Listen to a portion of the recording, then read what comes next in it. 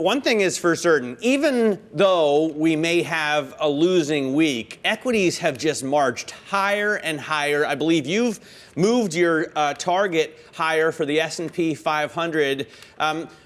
Why do you think that this rally has more room to run? Well, as we talked about at the beginning of the year, there's always this bull case scenario for the S&P. And what was the bull case scenario? That GDP growth would come in above trends. We wouldn't see the slowdown in the second half of the year as the market was expecting.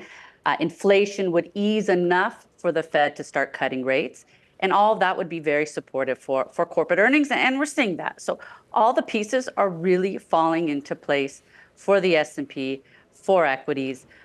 Just looking at GDP growth for the second half of the year, the market is still expecting a slowdown, but we're still seeing GDP growth growing very strongly. You're seeing actually consensus that continually needs to revise higher their GDP growth, so they're still behind the curve.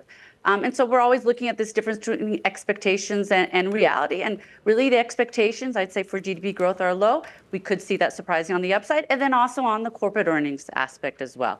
So first quarter earnings beat, second quarter earnings beat, and we're heading into this third quarter earnings season. It's still very early, but we're seeing almost 80% of the companies beating on an EPS and really going into this earnings season with expectations very low. So consensus is expecting earnings to grow only at a 4% rate, which is a pretty big deceleration from the 12% we saw in the second quarter. So we're going into this time with the macro looking very good, and also the micro in terms of company fundamentals looking very strong as well. So the combination of those two factors are very supportive for equities. For sure, we